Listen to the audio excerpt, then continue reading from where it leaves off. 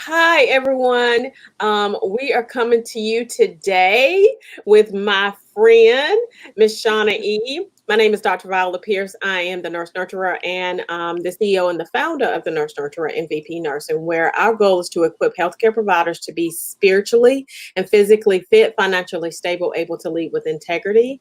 We have a healthcare conference that's coming up. It is Healthcare Professionals Tapping into Your Greatness. Go to www.vpnursing.com to register. It's on the scroll at the bottom of your screen so you won't miss out on anything. So Miss Shauna and I are coming together today. Shauna is, she's been a nurse for 18 years and a nurse practitioner for 11 years. She is the mother, she's the wife and the mother of two children. She's worked in various specialties, but over the last 2 years, she has served as an NP in palliative care and inpatient hospice at Vidant Medical Center. And although she has had great achievements in her life to speak of, becoming debt-free, other than her home, is probably one of the greatest. Now, Shauna and I worked together at Vidant Edgecombe way back in the day. And I remember I was going to a Dave Ramsey conference, and I looked across the aisle and I was like, there goes Shauna. What is she doing here? And so I text her and we've been talking back and forth, and just looking at your radical action as it relates to taking care or becoming debt free. I mean, it has been an amazing journey for you, I know. And so I just really wanted to talk to you. I say all the time that if you're worried about your car getting repossessed and you're not really going to pay as much attention to the patient. And it really makes it really, really hard to care for your families too. So this is not just for healthcare professionals, although that's our target audience. We really want to make sure that everyone knows how to be debt free and how to use your wealth as your your income as your wealth building tool, right? Yes. And so because it's just a tool. Money is just a tool for you to get to where you need to be. So I got some questions for you, Shauna. So you are debt free. And I do believe you went the radical route. What is the primary reason that you felt being debt free would be the best for you and your family? It kind of started with the last child that I had. I remember it was while I was on maternity leave, and I had to return some of her baby shower gifts so I could have enough money in order to buy groceries. Wow. And at this point, I mean, this was only 7 years ago. So at this point, I was a nurse practitioner. I was making really good money, and I was having paid maternity leave. And it made no sense that I had no savings to show for it. I was living less than paycheck to paycheck. And when I looked at, when you get your tax information back and you look at it, you're like, where did this money go? I have nothing to show for it other than things that are all around me that I don't really need. And who am I trying to impress? Wow. So that was the kickoff point where I've got to change. This has to be something different. And that's when I found the debt-free program that I decided to do. Wow. That is really eye-opening. I remember when Shauna had her second baby. She had that baby rather quick. Yes. How many weeks were you when you had I was 26 weeks. 26 weeks. She was showing on Facebook that she'd have had a baby. I was like, I just found out Shauna was pregnant. What's going on? Yeah, just found out we were having a girl, and then like 6 weeks later, here comes this baby, and she has not stopped since then. So go. Yes. Yeah, children will definitely change your vantage point as it relates. And you really want to be there for your children, right? You want to lead them something so that they can, they have generational wealth, right? Yes, exactly. You always, be buying things like you said that you don't need, right? Yep. And be living paycheck to paycheck. So I love that story. So what is the most extreme thing that you did to become debt free? The biggest thing, I was talking about this with my husband the other day, and I think the biggest thing that we did was at the time that this was starting, like the first 6 months, I was kind of dipping my toes in it. And then I said, something has to, like I had to make it explode. I had to do something radical. So my husband had a very nice BMW, and I had a very nice SUV because, of course, you have kids, so you have to have the biggest and latest SUV. You know, that's the lie they tell you. So we went to the dealership and we sold them both back and ended up with a $2,000 van my husband drove for about 3 years with 280,000 miles on it. And I ended up with a 2004 Honda Accord, and with faded paint and everything. But we were able to pay for it in cash, and we went from having, you know, $1,250 a month in car payments to Wow. no car payments. Wow. And so that was like the dynamite. That was probably the most extreme thing that I did, other than working a lot of hours. But in and of itself, that was the biggest thing that we did.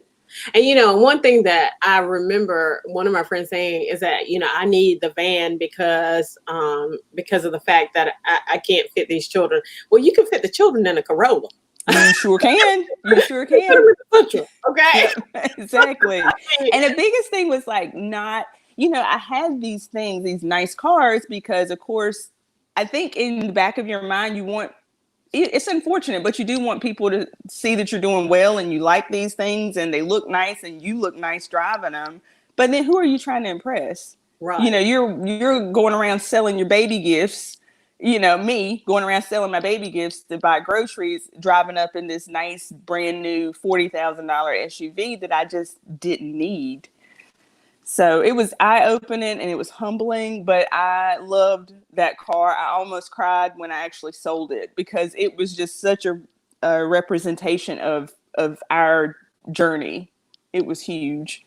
Yeah, and that is huge because that's sort of like living like the Joneses. I remember coming home with my daughter, and this was a turning point for me. I came home and it was completely dark. We lived at Lake Gaston. It was completely dark when we rolled up, and I didn't, you know, came in the house and flipped on the lights, and no lights came on. And I had my child it was cold, had my child in my arms, and we had to borrow from the house payment in order to pay the light bill because of the fact that we didn't have enough money. And it was the turning point for me. I said, you know, I won't ever live like this again. I won't ever be like that again, where I'm struggling to pay for anything. That's not what I'm gonna do. So for those that have credit card debt, is it okay to pay the minimum on the credit card? Why or why not? So the plan that I follow does not believe in credit cards, just because it's a lot of risk involved. You know, some people are able to, and it's proven like in all sorts of research that if you use a credit card, any kind of plastic, you're going to overspend. It's a lot different handing over a credit card than it is handing over cold hard cash, because you feel it more when you hand over cash. So I use cash for everything. So I say with credit cards, you don't need them. And I know the world tells you you do, and the world tells you need a credit score and all that stuff, but you really don't have to have one, because you're carrying risk every time. Because if something happens and you can't, you know, you lose your job, you can't pay that money back. And then you're going to have them on your tail harassing you, trying to get this money back that you've spent on some things you probably didn't need.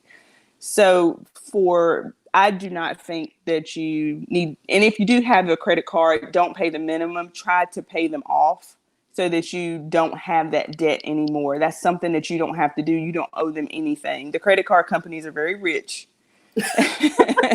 Right. Right. Yeah, exactly.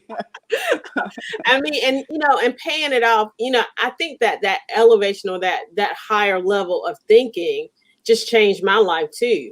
Because you know, I used to always think, well, I need a good credit score in order to do this or that. But the reality is that if I just use cash, if I stay away from the credit cards, then, you know, what'll happen is that I can pay off all my debt. Yes. I pay off all my debt, then I can save the money. If I save the money, then I won't need the credit score, right? That's right. You know? That's right. Exactly. I can go and I can buy that $5,000 car, or that $2,000 car, or that $20,000 car for that matter. But it comes from me saving and not dishing out money to that credit card company. That's right. That's right. So now, there are those that say that um, that you need to keep your credit cards because of the awards associated with the cards. What do you think? Do you think this is wise? No, because it's proven the credit card company is not doing anything to help you. Their goal is not to give any, and there's nothing that's free in this world. That's right. So it's no such thing as free mileage or free cash rewards points. You've spent that money already. And so I think in 1% cash back, if you spend $30,000 on a credit card, you're only getting $300 back. Wow. If you think about it. Wow. So, and then the amount of interest you paid and the amount of overspending that you've done, most people that use credit cards tend to overspend by 14%. So if you think about that 14% that you've overspent versus doing cold hard cash, you really haven't gotten anything back. So no.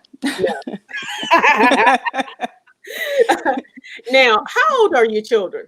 They are, Sophia is 7 and Alex is going to be 11 next week. Okay, so now are you teaching them about, how to manage money? Like, are they too young at this point? Or tell me what some of your methods to teach your children how to manage money. We do. My daughter is funny because anytime she sees the price of anything, she's like, "Oh my God, that is $10. I cannot believe that." I mean, she is her mama's child. So we do chores. Both of them have chores, and they get a small allowance for them. And they have to split it into, there's part that they save, part that they can spend. And so, and then we'll work on giving later because they struggle with that part. But part of it they have to save, and I show them how if they save their money, they can buy something bigger that they want later on. And so, yes, I am very, very big on teaching them how to save, teaching them how not to use credit cards, making sure that they see me pay cash for things. And if they ask for something extra, making sure that I even say that's not in the budget for this month, but we can plan for it for next month. So they know you have to plan and save in order to do some of the bigger things that you want to do, vacation or Disney or whatever, you have to plan and save for it. And I'm not afraid of talking to them about how much things cost and how much their mom or dad have to work for what they achieve, Yeah, that's good. That's good. Now, do you invest in your 401k, or do you add money to your savings as a source of income during retirement? Which method is the best, and why do you believe in your method of choice? So when we finished paying off the debt, and we got our plan we follow is you save $1,000, you pay off your debt. The next step would be saving 3 to 6 months of cash for emergencies. So once we got to that step where we saved 4 months of savings that we saved up. Yes, I invest in my 401k, and I still put a little bit of in savings every month. But now that I have that cushion, I don't have to really focus on it so much. But I'm a big proponent of saving in your 401k and your IRA Roth. I think that it's super important that you have that 3 to 6 months worth of savings. Mm-hmm. And the reason why is because some people were in the hot zone, coronavirus, and then there were some people that were in the cold zone, right? And so there were jobs that were being cut, right? Yep. Yes. And not just cut. I mean, there were some that, they backed down the hours. And so having that foundation that you don't have to worry about it, because Oprah Winfrey was doing this interview with this young lady yesterday. I forgot her name, but anyway, the deal was that she said that your lack of peace comes from scarcity, right? And so, you think, oh my God, I've got to, I don't have enough money. I don't have enough PTO. I don't have enough. Well, then there goes your peace, right? Yes. So you want to have that peace as it relates to your income. So that's really, really good. Yeah, you'll make really desperate decisions if you don't have that peace, and decisions that are not really well thought out if you don't have the peace of knowing, okay, at least I know for 4 months we can live, and we can live decently. We're not going to lose everything that we have in 4 months. And before this, I would have lost everything I had with minus one paycheck. Wow. Wow. And, Steve Harvey says the difference between money makes a difference between minor or an emergency and a minor inconvenience. Exactly. That is true. Because if your HVAC is, messed up and you got to pay $5,000. Yeah. Yep. Happened to us. Not an inconvenience, right? Yep. It was a minor inconvenience. If I got $5,000, then that's terrible, right? Yes. So yeah, I firmly believe in that. So, does long-term care make sense to you? Insurance. That's a good question. Before I got into palliative care, I would say yes, definitely have it. Now being in palliative care, long-term insurance is nice. It does help some, but there's so many plans out there that are really expensive, but really don't provide the coverage that you think they do. Does that make sense? And it is so expensive to get old. Oh my God. Like, you either have to be really poor to get old in America or really rich to get old in America. There's no middle ground. Medicare does not pay for a nursing home. Only Medicaid pays for that, or only cash out of pocket. And your nursing home is like $200 and some odd a day. And that's not even the good ones to stay in. So I struggle with that one a lot because I think it is good to have, but then again, be nice to your children and hope that they'll take you into their house. That's what I say. That's kind of what I've came up with after 2 years of palliative care. I'm like, maybe it's just a matter of me being really nice to my kids. And sometimes, because like with my mom, like she's in a nursing home because of the fact that like I want her here. Yeah. It's a struggle, working full time. Yep. And then having to, make sure that people are here. And like you said, Medicare does not pay for, those things. They don't pay for like a nursing assistant here. And so that's all out of pocket. And literally she is just above that limit. So she can't get Medicaid. And it is a struggle. It is probably the biggest struggle for me. Yep. Because of the fact that I really want her here. But, I want her to be safe also, right? That I can't be here all the time. And my husband can't be here all the time. So that's right. It's a huge struggle. Now, why is it important how important is a will? Oh God, incredibly important to have that will, healthcare power of attorney, and a durable power of attorney. Those are the three most important things.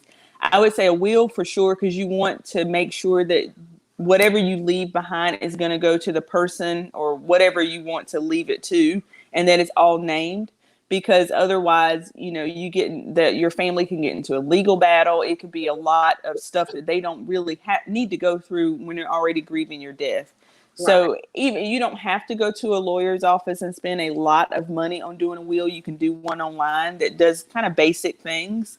A durable power of attorney, you can pull one offline and just have it signed and notarized. A healthcare power of attorney, you can pull one offline and have it signed and notarized. Most of your healthcare facilities will have a healthcare power of attorney that you can pull off and have it signed and done. But a will, incredibly important. And I did not have one prior to this, but when I started this debt-free journey, I just spent, I think it was on LegalZoom, $250 or $300 to get a will done to make sure that my children and my husband were protected, since I'm the primary breadwinner. Now, a healthcare power of attorney is like any decisions that have to be made as far as your healthcare is concerned, though that's your healthcare power of attorney. So it's durable power. So the healthcare power of attorney, like you said, only covers your healthcare. The durable power of attorney gives someone the legal right in order, like if you can't make decisions for yourself and you don't know when that may come, that they have a right to access your bank account for your needs, your real estate for your needs, any of those the financial pieces, that they're able to access your financial information in order to gain access to it, so they can help pay for your needs or, keep your apartment up or house up or whatever.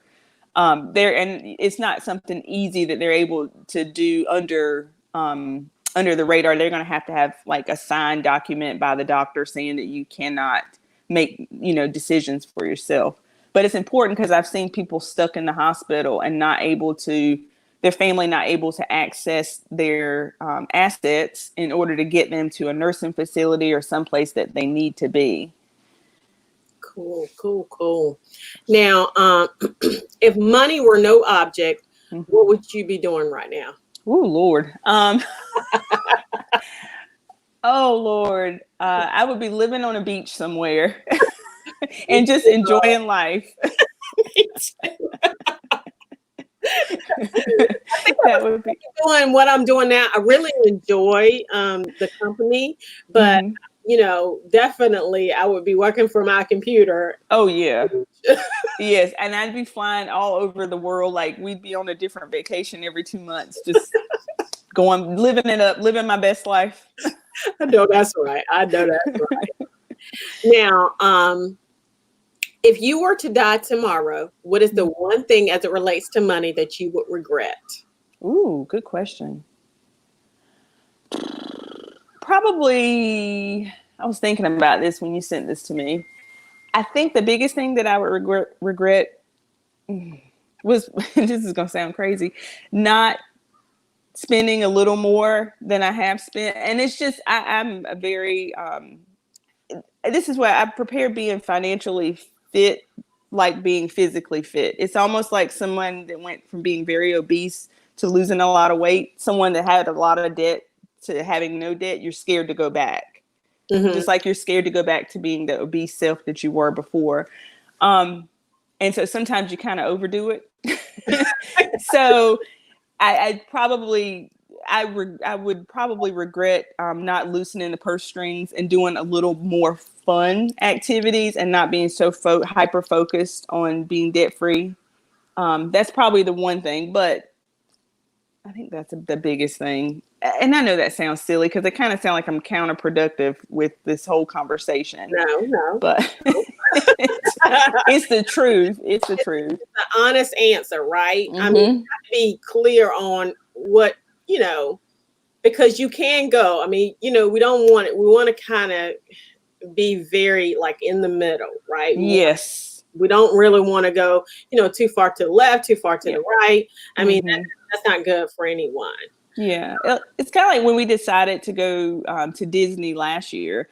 I said, okay, we're going to put it off until we finish saving that, 4 months of emergency money. And then I work in hospice and palliative care. So life can change on the, in an instant.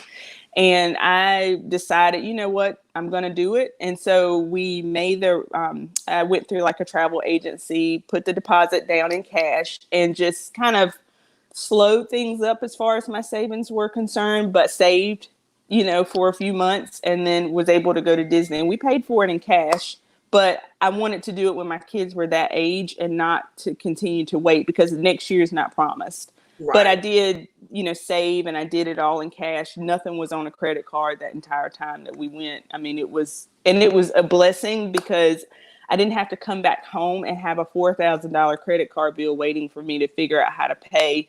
It was already done when we got there. Everything was laid out and it was the biggest piece that I've ever had. So that was a big learning lesson for me. But I remember when we got married, we will be married 5 years this year. And I remember when we got married, and that was one of the things that I said, we're not going into this wedding with debt. I mean, we're not coming out of this wedding with debt. And so it's very intentional about literally paying everything off, even because we went to Cancun, not Cancun, we went to Punta Cana for our anniversary.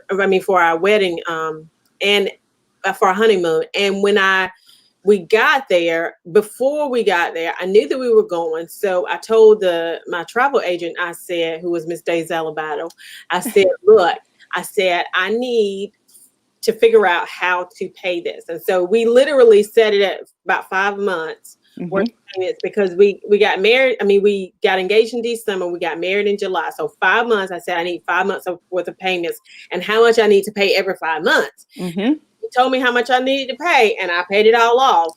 And so whatever we came out of the wedding with, all of our gifts, anything Mhm. like that was fluff. That was, Mhm.